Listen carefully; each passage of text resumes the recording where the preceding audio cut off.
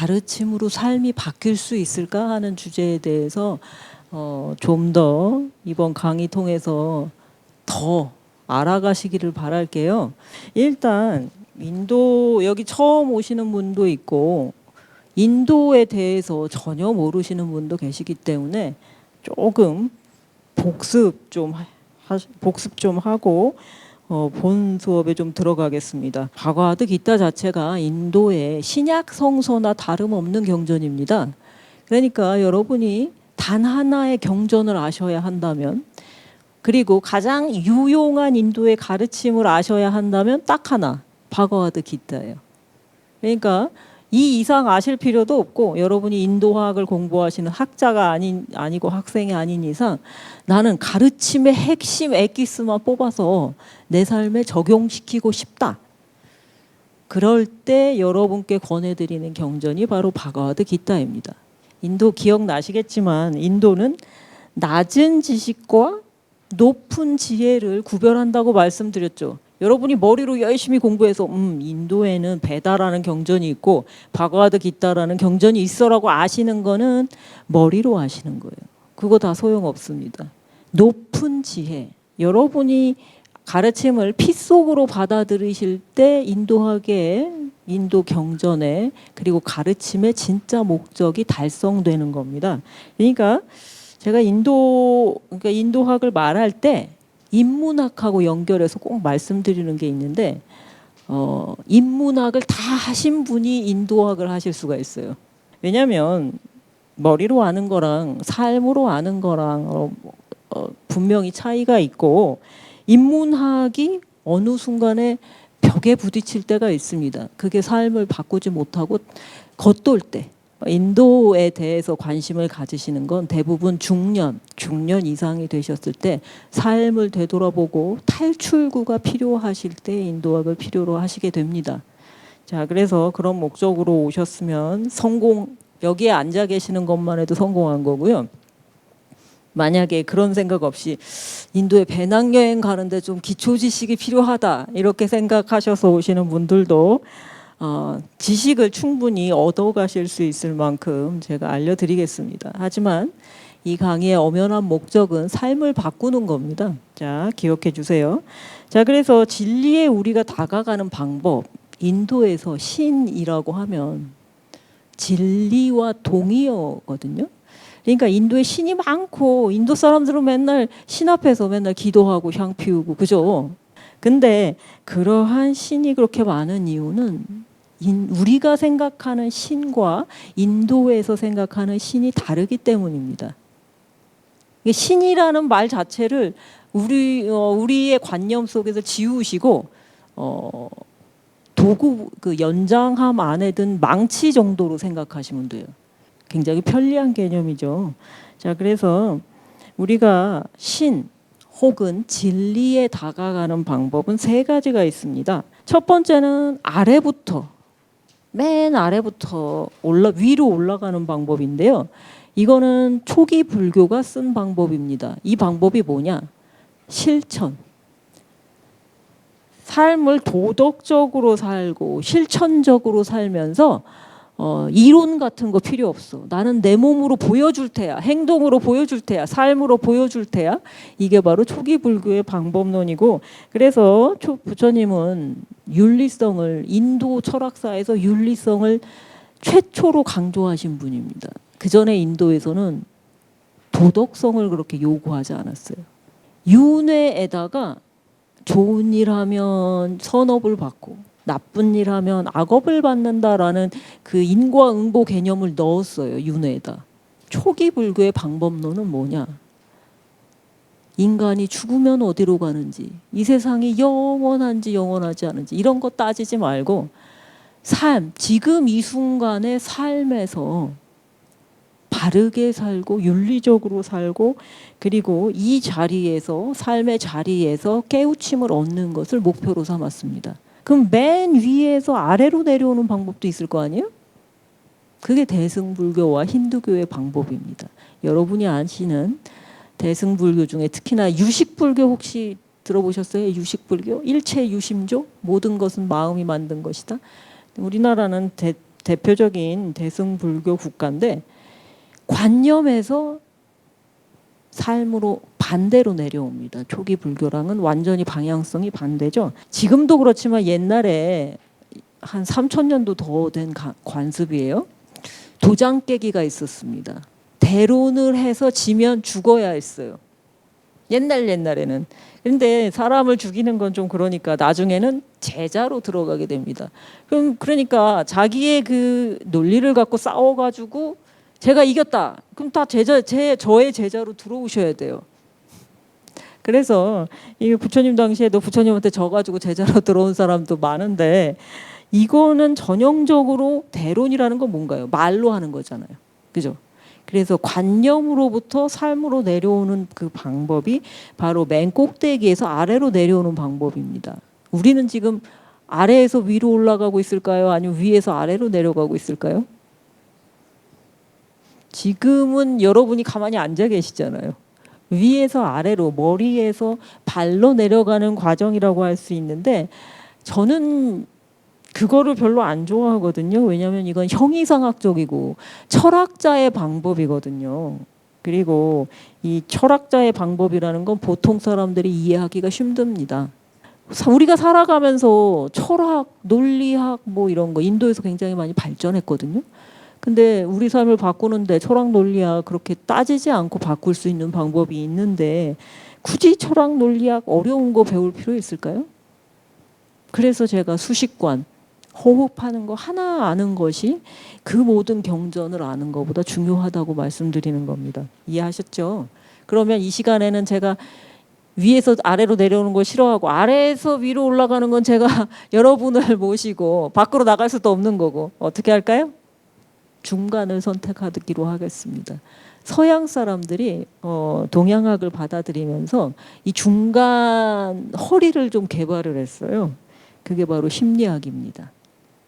그래서 이 시간에는 심리학적 접근을 통해서 갈 건데 사실 인도학을 오래 공부한 사람들은 인도의 모든 종교와 철학이 다 심리학이라는 걸 압니다. 불교 심리학 들어보셨나요? 요즘 책도 많이 나오는데 힌두교도도 심리적으로 접근하고 서양의 인도학들도 심리적인 관점을 취하는 경우가 많습니다. 지난 작년에도 했었는데 융이라는 심리학자 이름 기억나세요? 융이라는 사람의 심리학은 동양학의 기반을 특히나 인도학의 기반을 두고 있어서 지금 여러분이 보고 계시는 이 그림도 융의 이론에 따른 그림입니다. 우리는 앉아서 실천을 할 수 없으니까 실천이 가장 중요한 방법이긴 합니다만 실천을 앉아서 할 수는 없으니까 우리의 마음을 들여다보는 걸로 실제로 내가 내 자신을 발전시켜 나갈 때 어떤 방법을 취할 수 있는지 두 가지 방법을 먼저 설명을 드릴게요. 자, 첫 시간이니까 나는 어떻게 내 삶을 바꿀 수 있나를 직접적으로 두 가지 방법을 제시해 드리겠습니다. 첫 번째 방법이 그림 보세요. 융이 얘기한 인간의 내면의 구조를 그린 건데 여기 있는 용어는 아실 필요 없습니다. 근데 위에서 보면 노란색으로 자아라는 게 있죠. 자아. 서양말로 에고라고 하는데 여러분이 나라고 믿고 계신 그 모든 것이 자아입니다. 근데 그게 실제 나일까요? 여러분이 믿고 계신 여러분 자신하고 여러분 가족이 보는 여러분하고 가장 가까운 사람이 보는 여러분 물론 틀릴 뿐만 아니라 여러분 내면에 있는 여러분 자신도 틀립니다. 자, 그래서 여러분 안에는 그림자라는 여러분이 모르실, 아마도 모르실, 그러나 중년 이후에는 대부분 알게 된다고 해요. 자신이 억압하고 있는 자신의 면, 혹은 열등한 면, 억압되어 있는 면, 나라고 믿는 것 밑에 그런 성격들이 숨어 있어요. 근데 맨 밑에 보세요. 자아가 아니고 자기네요. 자아랑 자기는 틀립니다. 자기는 불교 말로 참나, 진아라고 하는 여러분이 모르시는 진짜 나라고 할 수 있습니다. 자, 자기 내면으로 들어가는 이 내면의 길을 바가와드 기타에서는 지혜의 길이라고 합니다. 그래서 자기 내면에 들어간다고 했을 때도 기술이 필요해요. 바가와드 기타는 그 기술도 알려줍니다. 두 번째 방법은 밖으로 나가는 방법입니다. 안으로 들어가는 게 첫 번째 방법이었으면 두 번째 방법은 밖으로 나가요. 자, 여러분 이 그림의 가운데 뭐가 있죠? 나가 있죠. 나를 중심으로 생각하는 방법이에요. 자, 그럼 나를 둘러싼 가족이 있고 직장이 있고 사회가 있고 공동체가 있고 그걸 우리라고 부르죠, 대부분. 그리고 그 우리 밖에는 저 서양에 사는 서양 사람들, 그리고 동식물들, 그죠? 인간의 범주에 들지 않는 동식물들. 하지만 우주 모두에 포함되는, 지금 이렇게 간단하게 셋으로 나눴지만 다양한 층위가 있을 수 있겠죠. 나, 그리고 나를 포함한 우리, 그리고 우리를 포함한 우주 전체, 요 세 개의 층위를 대략 그려볼 수가 있습니다. 이것은 외면의 길입니다. 사회에 봉사하고 가족에 헌신하고 직장에서 열심히 일하시고, 이게 외면의 길입니다. 근데 외면의 길이 나와 우리와 모두를 구별한다고 외면의 길이 되겠어요? 나와 우리와 모두가 하나라는 것을 아셔야 진정한 수행이 됩니다. 바가드기타에서 어떻게 하나로 묶으란 말이냐 방법론도 설명을 해드릴 겁니다. 아까 말씀드린 내면의 방법은 내 안에 열등한 내가 있고 억압된 내가 있고 나랑 전혀 성격이 틀린 또 다른 나가 있는데 그게 나라는 걸 인정하는 과정입니다. 내면으로 들어가면 나 자신을 만나기도 하지만 자기가 다른 말로 세계라고 합니다. 세계. 내 안으로 들어가 있는데 놀랍게도 그 안에 세상이 다 들어있어요. 그리고 종교인들은 신이라고 합니다. 내 안으로 들어갔는데 내가 있는 게 아니라 신이 있고 세계가 있고 우주가 있어.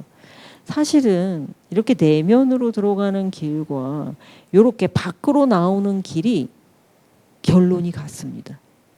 합일입니다. 합일. 내면으로 들어가도 세계와 합일이 되고 바깥으로 나가도 세계와 합일이 되는 거고, 보통 중년 이전에는 바깥으로 나가는 방법을 선택할 수밖에 없습니다. 사회생활하고 직장생활하고 가정생활하니까요. 보통 중년이 넘으면 융의 얘긴데 아까 심리학자 융 말씀드렸죠.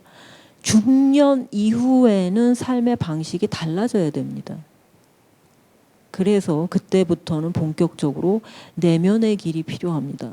이제 신비에 대해서 설명을 드려야 할 건데 이거는 말로 할 수가 없어요. 왜 말로 할 수 없냐? 제가 호흡법에 대해서 작년에 알려드렸잖아요. 그죠? 근데 호흡법을 했을 때 여러분이 경험하시는 걸 제가 말로 설명할 수 있나요? 그렇기 때문에 말로 할 수 있는 언어의 영역 밖에 있기 때문에 신비라고 합니다. 자, 그럼 이걸 어떻게 전해야 할까요? 신비, 말로 할 수 없다며. 그럼 3,000년 인도 사상의 역사가 최소 3,000년인데 3,000년 내려온 게 말로 전해지지 않았다면, 경전으로 전해지지 않았다면 대체 어떻게 전해진 거냐? 인도에는 우파니샤드라는 경전이 있습니다. 자, 보세요. 우빠, 정확한 발음이 우파가 아니고 우빠인데, 우빠 가까이, 니 다가가, 샷 앉다라는 뜻입니다. 가까이 다가가 앉다라는 경전 이름이에요. 아니 왜 가까이 다가가서 앉을까요? 아니 왜가 아니라 누구에게 가까이 다가가서 앉을까요? 스승에게. 그러면 스승에게 가서 이렇게 옆에서 아주 가까이, 무릎이 닿을 정도로 아주 가까이 다가가서 앉는 이유가 뭘까요? 대체 왜?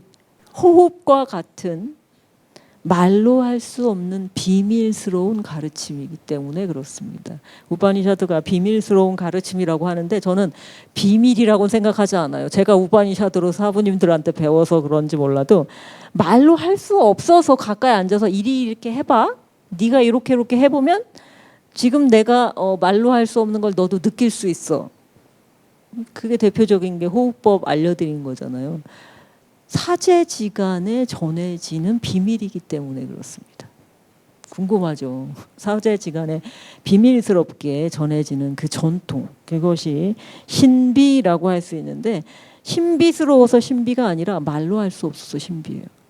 그래서 불교 경전이나 아니면 힌두교 경전에도 이게 진짜 신비스러워서가 아니라 말로 할 수 있는 영역 밖에 있기 때문에 그걸 이 우파니샤드 전통 대표적인 경전 이름으로 기억하시면 되겠습니다. 인도학에 대해서 기억하실 거 많지 않아요. 하지만 우파니샤드라는 경전 이름은 그리고 뜻과 함께 기억하셔야 됩니다. 이게 인도 비밀 신비주의의 핵심이기 때문에 말로 할 수 없으면 그럼 경전은 도대체 왜 쓰여졌냐? 경전은 그래서 말로 할 수 없는 가르침을 전하기 위해서 이야기를 동원합니다. 우화, 상징, 신화, 알레고리. 그래서 작년에 우리 인도 신화에 대해서 한 권 다 배웠죠? 이상한 얘기가 나와요. 어떤 괴물이 자기 몸을 뜯어먹다가 얼굴만 남았대. 근데 신이 너를 숭배하지 않는 자는 내 사원에 들어올 수 없다. 그리고 사원 몸 꼭대기에 걸어놨대. 어떤 쉬바신이 있었는데 쉬바신이 어떤 신인지는 조금 이따 설명드리겠지만 이렇게 생겼습니다. 푸르딩딩. 자, 이 쉬바신이 괴물을 하나 불러냈는데 먹을 걸 달라고 하니까 너무 배가 고프다고 먹을 거 주세요. 그러니까 너를 먹으렴? 이 쉬바신 참 무심하지 않아요? 그랬더니 너 자신을 먹으라고 하니까 이 쉬바신 말에 따라 이 괴물이 자기 손 뜯어먹고 발 뜯어먹고 온몸을 뜯어먹고 이 얼굴만 남은 거예요. 근데 그 얼굴을 쉬바신이 기특하게 여겨가지고 이 인도 사원에 들어가려면 사원 문을 통과해야 되거든요. 사원 문이 굉장히 큰 탑같이 생겼습니다. 남인도 같은 데 보면. 그 탑 위에 딱 걸어놓은 거예요. 그 얼굴만. 얼굴을 이름을 짓기를 영광의 얼굴이라고 지었어요. 끼르띠무카.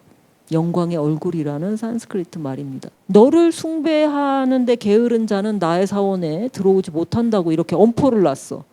자, 이 이야기를 해석하실 수 있나요? 자기 자신을 극복하지 않으면 아까 이 그림에서 보셨잖아요. 가장 꼭대기에 있는 자아를 극복하지 못하면 그러니까 이 자아를 다 나중에는 먹어치웠잖아요. 여러분은 여러분 자신을 뜯어 먹으셔야 된다니까요. 내가 나 자신이라고 생각한 그 모든 것을 버리셔야 신성 혹은 신비의 영역에 들어가실 수 있습니다. 나는 이런 사람이야. 나는 이런 공부를 했고 나는 이런 삶을 살아왔고 뭐 이런 거를 버리지 않으시면 절대로 신비의 차원에 들어갈 수 없다는 뜻입니다. 인도에서는 제자의 자격을 따지는데요. 제자의 자격 그러니까 바가와드 기타에도 끝에 맨 끝장에 이런 얘기 나옵니다. 이 경전을 믿음이 없는 자에게 설하지 말라.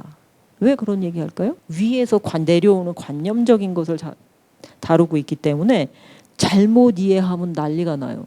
실제로 그런 일이 있었습니다. 제 사부가 제자 보고 너 나가서 사람 죽여라 그랬더니 그 사부의 말을 진짜 믿고 나가서 연쇄살인마가 된 유명한 사람의 이름이 불교 경전에 나오잖아요. 앙굴리말라라고 들어보셨나요? 앙굴리말라. 앙굴리 손가락, 말라 목걸이. 사람을 죽여서 손가락 목걸이로 만들어서 걸고 다녔어요. 왜냐하면 사부가 100명을 요구했거든요. 이 자기 자신을 구축한 사람만이 경전을 배울 자격이 있었습니다. 자의식을 확고하게 굳힌 사람이 자기 자신을 구축했다는 뜻입니다. 자, 그러면 이상하다고 생각 안 하시나요? 아까 자아라는 게 자의식이고 자기 자신을 뜯어먹은 괴물이 이 자의식을 뜯어먹었다는 그런 신화적인 비유로 설명한다고 말씀을 드렸는데 왜 자아를 구축한 사람만을 제자로 받아들였을까요? 뜯어먹어서 없앨 자아를 왜 힘들여 구축하냐고요. 여러분이 만약에 신비에 수행에 명상에 입문을 하시려면 여러분의 자의식을 넘으셔야 돼요. 자, 근데 여러분이 그 자아를 뜯어먹고 자의식을 극복하고 신비와 명상과 수행의 세계로 입문하시려면 먼저 자아가 있어야 돼요.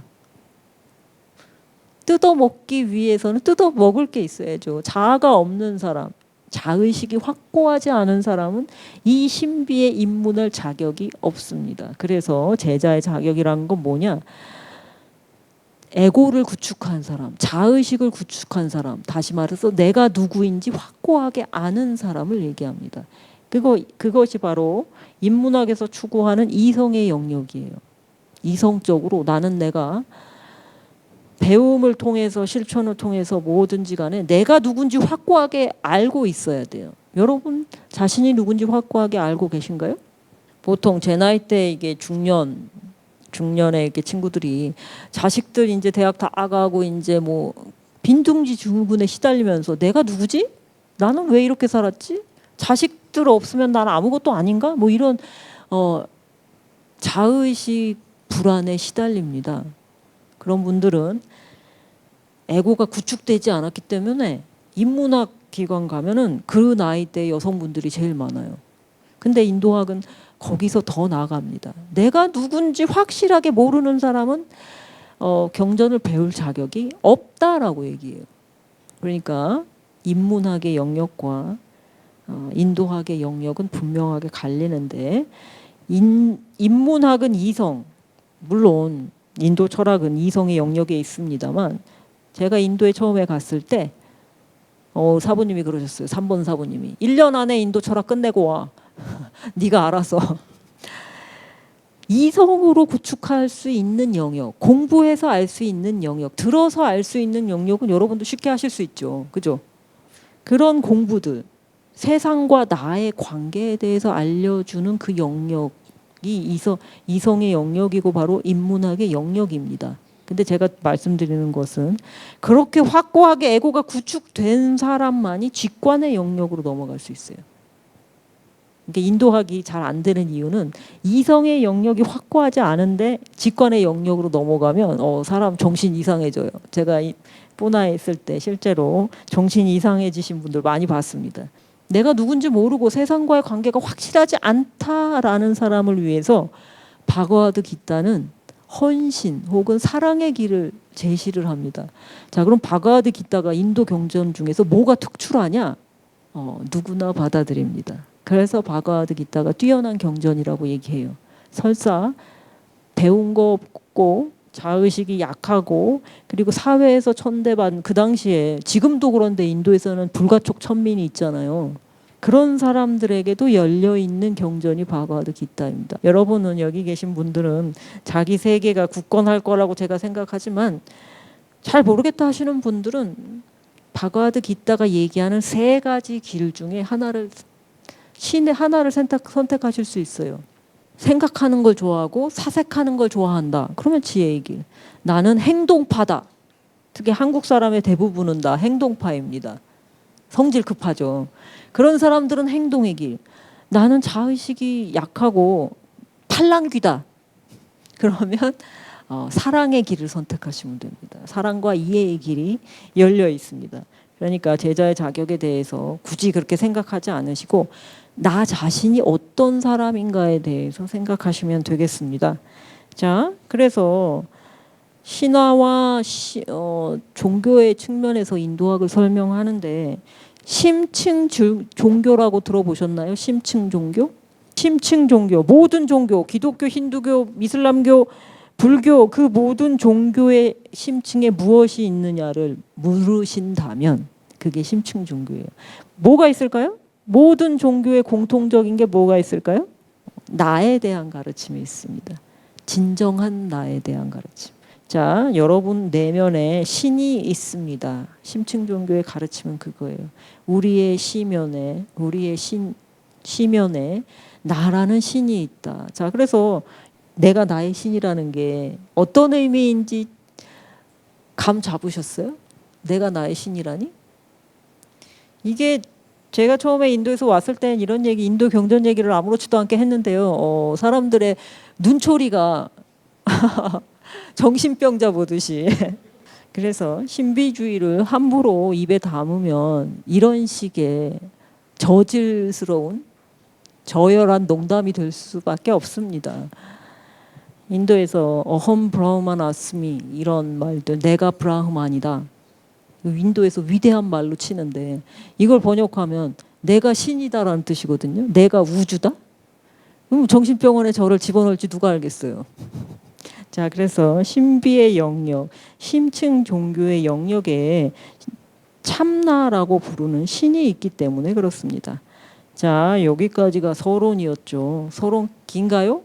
여러분이 앞으로 공부하실 것을 가이드로 말씀드린 건데 이해 못하셔도 상관없어요. 어차피 우리는 호흡법을 배우면서 아래에서부터 위로 올라가는 방법도 있으니까. 인도에는 서사시가 2개 있는데 대자가 붙는 위대한 서사시더라. 마하바라타와 라마야나라고 합니다. 자, 그러면 이거 이따더라만 아시면 돼요. 왜냐? 우리가 바가와드 기타라는 경전을 할 건데 바가와드 기타는 마하바라타의 일부입니다. 왜 경전이 이렇게 짧으냐? 마하바라타라는 18권짜리 어마어마한 경전에서 중간만 똑 떼가지고 경전을 독립적으로 만들었기 때문에 짧은 거예요. 이 바가와드 기타는 세계에서 가장 큰 서사시라는, 가장 긴 서사시라는 별칭이 붙어 있습니다. 라마야나는 그냥 서유기 같은 판타지 생각하시면 되겠습니다. 자기 아내가 마왕에게 납치당했어. 그래서 마왕을 무찌르고 아내를 되찾아오는 내용이 라마야나예요. 마하바라타는 오형제하고 백형제가 사촌지간에 죽도록 싸워. 실제로 다 백형제가 다 죽거든요. 오형제가 이기고. 자, 그래서 나라를 두고 싸우는 그런 전쟁 이야기입니다. 자, 그래서 이 전쟁 이야기 중에 가르침을 내리는 사람은 누구냐? 자, 그래서 이제 인도의 삼신에 대해서 설명드릴 거예요. 인도 서사시 시대에는 3신이 있습니다. 세상을 창조하는 신이 누굴까요? 브라흐마. 자, 얼굴 4개 달렸죠. 얼굴 4개 달리면 무조건 세상을 창조한 브라흐마. 그럼 세상을 유지하는 신은요? 비슈누 신이죠. 비슈누 신은 저렇게 소라고둥하고 이 원반입니다. 저걸 흉 날려가지고 모가지를 댕강댕강댕강 친다고 합니다. 보이시죠? 밑에 곤봉도 들려 있고. 인도신에 이렇게 팔이 4개, 6개, 뭐 100개 이렇게 그려지는 것은 기영하라는 뜻이 아니고 능력이 출중하다라는 뜻입니다. 자, 세상을 유지한다는 비슈누. 그럼 세상을 파괴한다는 신은 누굴까요? 쉬바 신입니다. 쉬바. 자, 그래서 쉬바 신은 고행의 신이기도 합니다. 비슈누 신은요? 부귀영화의 신입니다. 와이프가 돈의 여신이에요. 자, 부귀영화, 뭐 온갖 비단에다가 온갖 보석 다 달았죠. 현세의 부귀영화를 상징해요. 그러면 쉬바시는 뭐냐? 입은 것도 짐승 가죽 입었어요? 헐벗었어요? 고행의 신이니까 얼마나 가난하겠어요. 쉬바시는 가난뱅이의 신입니다. 자, 이게 3대 신이 있는데 우리가 공부해야 할 바가와드 기타에서 가르침을 주는 신은 누굴까요? 비슈누 신은 세상을 유지하는 신이라고 그랬잖아요. 그럼 세상이 위급할 때마다 자기의 분신, 그걸 화신이라고 하는데 화신을 지구상에 내려보내요. 네가 지구가 위험해졌으니까 구해라. 그리고 자기 분신을 지상 위에 내려보내는데 그걸 화신이라고 합니다. 지상에 인간으로 내려온 화신 중에 10대 화신이 제일 유명해요. 10명의 화신이 유명한데 다음 시간에 구체적으로 할 겁니다. 그중에 8번째 화신이 크리슈나입니다. 현재 인도에서 가장 유명한 신이에요. 7번째 화신은 누굴까요? 아까 우리 라마야나 했었죠. 라마야나의 주인공인 라마 왕자가 7번째 화신. 마하바라타에서 스승으로 나오는 크리슈나가 8번째 화신. 바가와드 기타는 우리에게 화신 크리슈나의 가르침을 줍니다. 자, 아까 4장 7절 찾으셨죠? 18페이지에